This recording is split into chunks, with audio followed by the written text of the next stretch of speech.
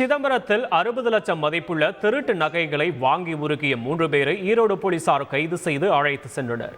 இதனை கண்டித்து சாலை மறியலில் ஈடுபட்ட நகைக்கடை உரிமையாளர்களுடன் பேச்சுவார்த்தைக்கு சென்ற போலீசாரிடம் வாக்குவாதத்தில் ஈடுபட்டதால் பரபரப்பான சூழல் நிலவியது.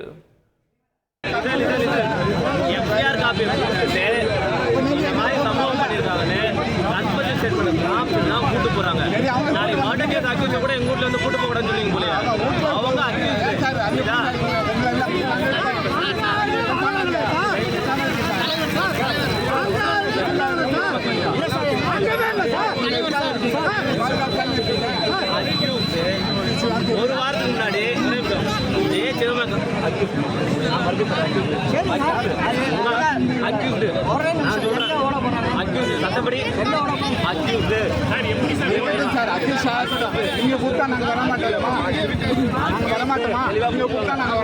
ஈரோடு டவுன் போலீஸ்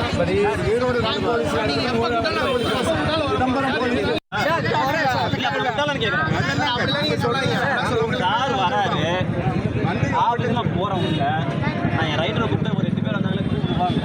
நீங்க பார்த்து கிளம்பி கீழே வந்துங்க.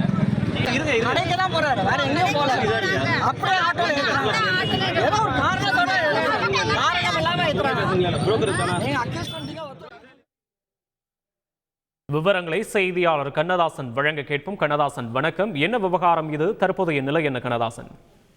வணக்கம். அதாவது ஈரோடு மாவட்டத்தில் பல்வேறு பகுதிகளில் தேடப்பட்ட நகைகள் வந்துட்டு சிதம்பரத்தில் உள்ள ஒரு தனியார் கடையில் வந்துட்டு அடமானம் விற்றதாக அந்த நபர் கூறியதன் அடிப்படையில் ஈரோடு காவல்துறையினர் வந்துட்டு வழக்கு பதிவு செய்து அவரை கையோடு கூட்டு வந்து சிதம்பரம் நகை கடைகள் உள்ள காசு கடை தெருவில் நகை கடை நடத்தி வரும் சி.கே. முருகன் மற்றும் அதே கடையில் வேலை செய்யும் மோகன் பாபு, சிவகுமார் ஆகிய 3 பேரையும் தெரிவித்துள்ளார். இவர்களிடம் கொடுத்ததாக.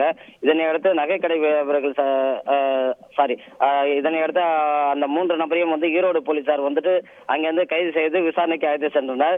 இதனையடுத்து நகைக்கடை வியாபாரிகள் சங்கத்தினர் தங்களிடம் தகவல் தெரிவிக்காமல் எப்படி அழைத்து செல்லலாம் என நகைக்கடைகளை அடைத்து விட்டு சிதம்பரம் பேருந்து நிலையத்திலிருந்து கடலூர், சென்னை, பாண்டிச்சேரி செல்லும் மேலராத வீதியில் திடீரென சாலை மறியலில் ஈடுபட்டனர். இந்த சாலை மறியலால் சுமார் அரை மணி நேரம் மேலாக கடுமையான போக்குவரத்து பாதிக்கப்பட்டது. இதனையடுத்து அங்கு சென்ற போலீசார் சமாதானம் செய்யும் முயற்சியில் ஈடுபட்ட போது போலீசாரிடம் கடை உரிமையாளர் மற்றும் கைது செய்யப்பட்ட உறவினர் கடுமையாக வாக்குவாதத்தில் ஈடுபட்டனர். இதனால் பெரும் பரபரப்பு ஏற்பட்டது. மேலும் சம்பவ இடத்திற்கு வந்த சிதம்பரம் உட்கோட்ட உதவி காவல் கண்காணிப்பாளர் ரகுபதி பேச்சுவார்த்தையில் ஈடுபட்டார். அவரிடமும் கடுமையாக வாக்குவாதத்தில் ஈடுபட்டதால் அவர்களை அழைத்து சென்றவர்கள் அக்யூஸ்ட் என்றும் நான் என்ன முட்டாளா என்றும் பேசினார். இதெல்லாம் அங்கு மீண்டும் பெரிய பரபரப்பு ஏற்பட்டது. இதனையடுத்து தொடர்ந்து பேச்சுவார்த்தை நடத்தியதன் பேரில் அங்கிருந்து சாலை மறியல் ஈடுபட்டது. சுமார் அரை மணி நேரத்துக்கு மேலாக இந்த சாலை மறியல் நீடித்ததால் பெரும் போக்குவரத்து நெரிசலில் ஈடுபட்டதால் வாகன ஓட்டிகள் கடுமையாக பாதிக்கப்பட்டனர். தற்போது சாலை மறியலில் ஈடுபட்ட நபர்கள் மீது போலீசார் வழக்கு பதிவு செய்ய உள்ளதாக தகவலையும் தெரிவித்துள்ளனர்.